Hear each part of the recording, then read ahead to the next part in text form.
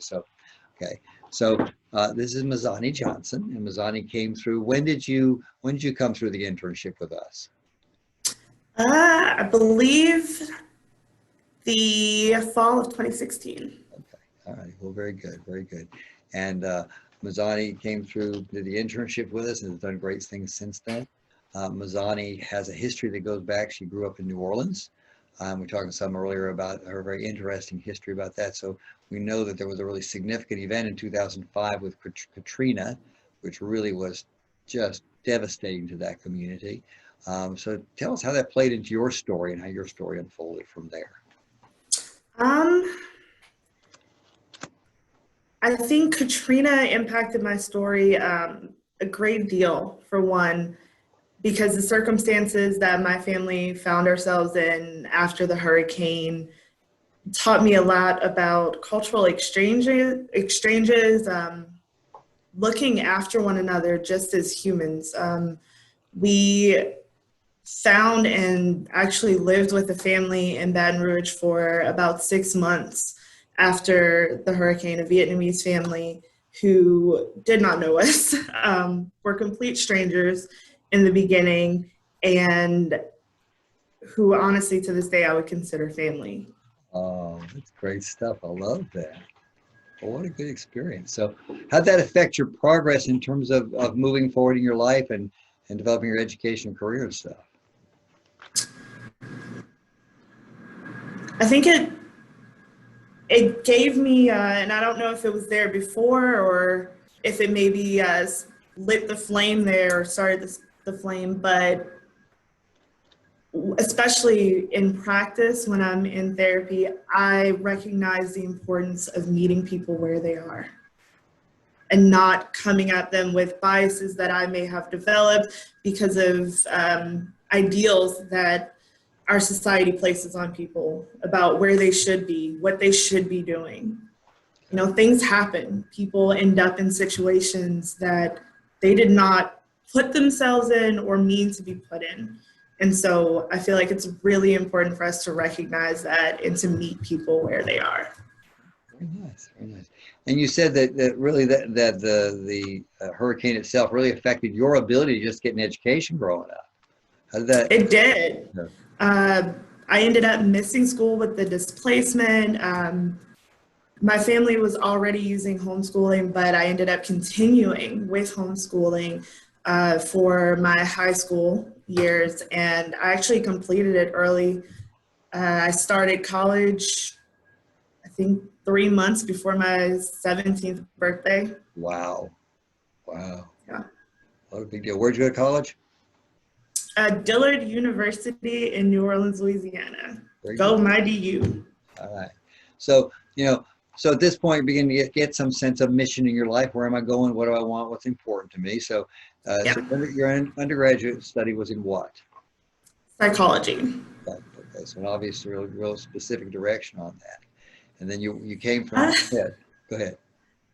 I was going to say I did have a specific direction, but it wasn't until it was only specific once I got to college, because I mean, I had contemplated law for the longest time, thought about med school for a bit, but even with med school, psychiatry would have been the landing ground that I had chosen.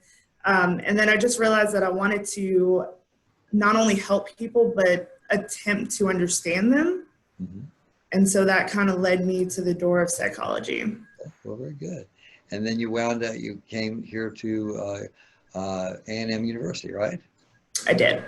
All right. Yes. So tell us about that experience at A&M in terms of what you felt like you got out of that experience there and how that helps you move forward. With A&M, with grad school, I believe, period, you kind of get a better look at what counseling and psychology looks like when you are actually applying it towards clients. Before grad school, I had decided that I solely wanted to do research. I had no interest in the personal side of the field at all, and that completely switched in grad school, especially during internship. Those first few clients, I was hooked. This was what I wanted to do. I wanted to work with people, not just studying them and writing papers about them. I actually wanted to work with them. Okay, so that relationship, and we dealt with some tough folks back then, didn't we? We were doing We did. disability Yeah. evaluations and people with a whole lot of different kind of, not just psychological problems, but life situational problems and the medical problems. So a lot of complexity in that group of folks. Good, good. Yes. So how did that launch you forward from there? So the next thing you're doing is you're moving through that, finishing your degree. What did you carry out of internship on into the next stage of life? I think the biggest thing that I picked up on internship was how to actually engage with people in therapy. It's a very intimate moment. You're essentially asking someone to bare their souls to you and discuss, the happiest moments of their lives, the worst moments of their lives, the most traumatic moments of their lives. And you have to understand the weight of that honor that you have, that someone trusts you enough to bear all of themselves to you. And so with my jobs, I think that's been the thing that I've taken from internship the most. Okay. Well, I remember when you came out of the internship and you were kind of wide-eyed and struggling and figuring out where am I going to go, and you and I had talked about some possible options, and so talk to us about what happened then. What happened when you came out of the master's, out of the internship? So I graduated, and I actually got a job before I graduated. So I immediately started working with Health Connect America in Pulaski, Tennessee. And so that is a very educational population to start off with. You learn a lot. You see a wide variety of people.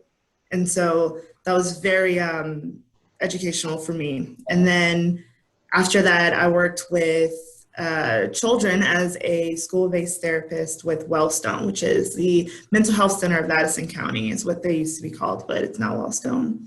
And so that was transformative because I remember in undergrad, at one point, I was very, very sure that I did not want to work with children and adolescents at all. And with Health Connect America and then Wellstone, I can easily say now it's one of my favorite populations to work with, hands down. Very nice. So talk about what you found your way into now. You're doing something different beyond the mental health center. And it sounds very innovative, and sounds like you're having a real opportunity to do some creative things. What you doing? I am currently the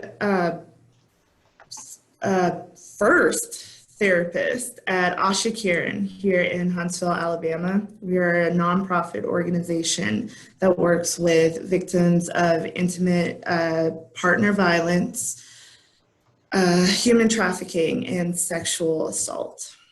Wow, that is some heavy stuff. Yeah, my goodness. And so I guess that's about the heaviest thing one can take on in this kind of field, isn't it? Yes, it is. Yeah. Hey, you have to meet people and present yourself in a way where they're able to discuss, like I said, the worst moments of their lives. And here, that's what we want to help with the most.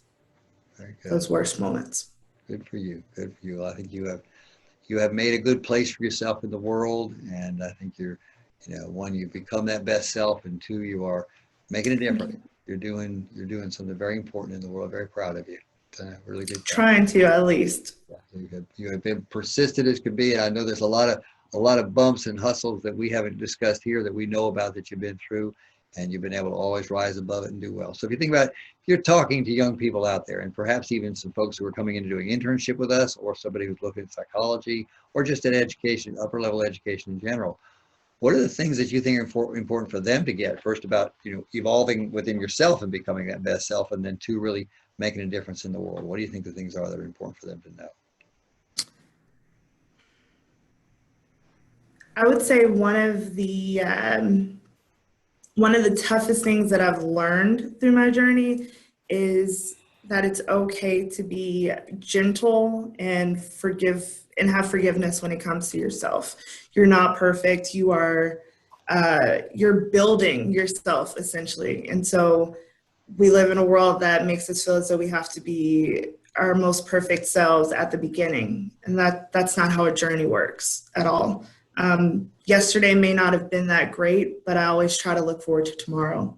Because if it's not promised to be great, I'm going to do my best to make it that way. Very good. Very good. So excellent. Excellent. So now that you're there, you are perfect, right? No, I'm still working on it. Well, very good. Well, listen, very proud of you. You're doing great. You're doing very well. Thank you. Look forward to having a long relationship with you and seeing what you do in the world. Very I good. appreciate it. Thank you.